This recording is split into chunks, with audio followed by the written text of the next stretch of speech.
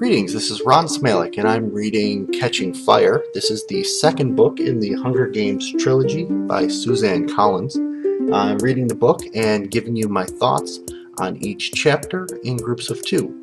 Hope you enjoy.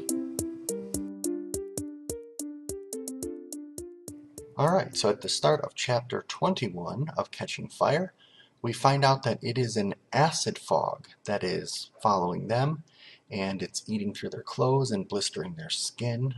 It sounds pretty nasty if you ask me. Katniss is helping Peeta along. Remember, he was injured by the force field, and they start to have some physical reaction where they start losing control of their muscles. It is some type of neurological toxin mixed in with the acid. So Katniss is stumbling. Finnick basically takes Peeta over his shoulders. Katniss takes Mags, which is the old lady who's with them, and they struggle on for a while until they just cannot go on any farther like this, and they know that between the four of them they can't continue on. So Mags basically sacrifices herself. She gives Finnick a kiss and then dives into the fog where she is, I guess, melted by the acid. Katniss at first thinks this is senseless, and she also, thinks something strange is going on, because why would Finnick basically, give up Mags in order to continue helping them? But between Katniss and Finnick, they get Peeta and they get out of the range of the fog. The fog actually ends up stopping at some type of invisible barrier, and I was thinking at this point that the fog's probably not meant to kill them all, but it was meant to herd them closer to the other tributes, and we do find out later what the nature of the fog is. So at this point their clothes are quite tattered, except for their undergarments and shoes, which should be interesting to see in the movie. And Finnick is resisting going into the water, I think because it's just so painful, but Katniss goes in the water and finds that the salt water actually pulls the acid out of their wounds. And after being there on the beach for a while, Katniss realizes they're pretty lucky they haven't got attacked, because they're basically sitting there defenseless. And again, Katniss questions why Finnick is helping carry Peeta, and she suspects Haymitch has something to do with it, with the whole alliance.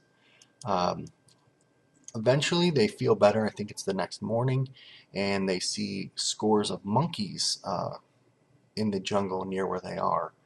And of course, as they're kind of moving forward, Peeta is the one who gets attacked, and the monkeys just swarm them. And just as a monkey is about to, really get Peeta, the Morphling girl, the girl addicted to Morphling from District 6, jumps out of the jungle in between the monkey and Peeta and basically sacrifices herself to save Peeta. Chapter 22.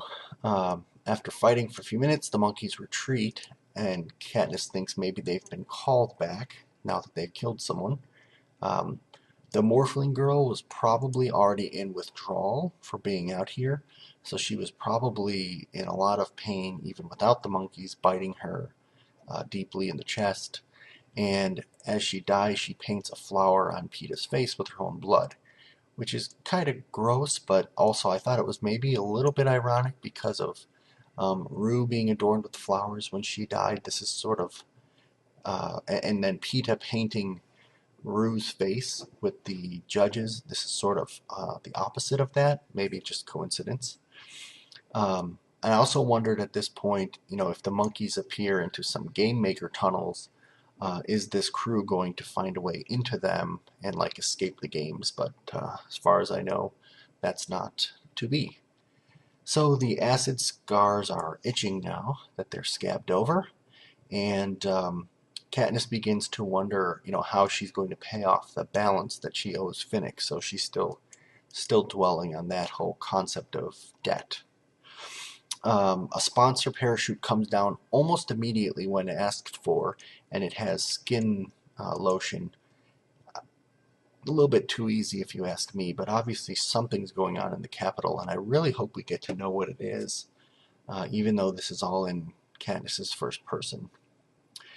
After putting this greenish lotion on, I guess they look like zombies, is the best way I could describe it, with green skin and falling scabs and blood. And Katniss and Finnick get this weird idea to wake up Peeta and startle him with their zombie look, and they do that, and they are just rolling around laughing on the beach.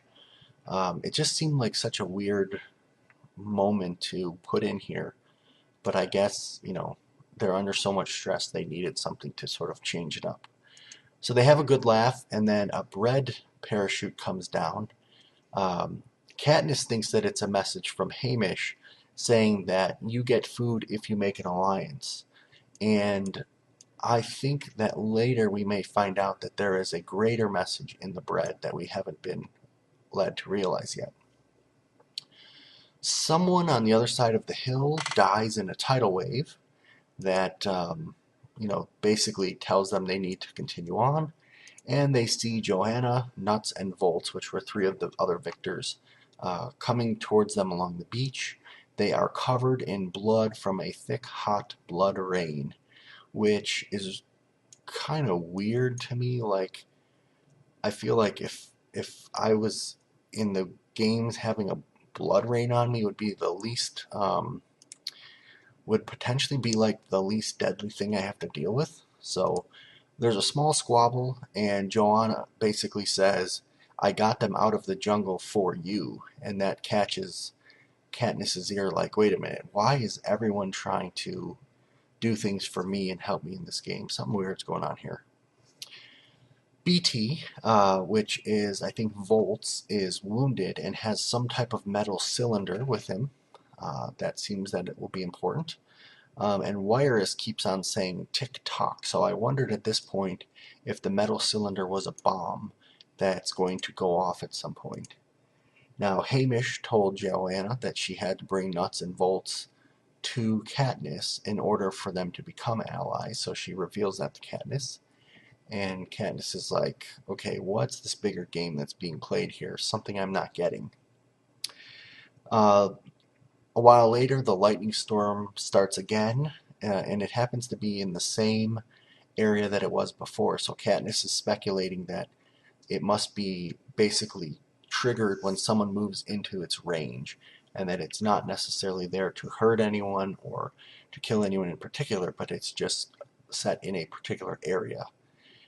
She starts thinking about it some more, and she figures out that this whole arena is probably like a clock, that it's divided up into 12 areas, and each of those areas has its own danger, and it's not triggered when you move into the area, but every hour, every hour, the area that is active changes, and it goes around like the face of a clock.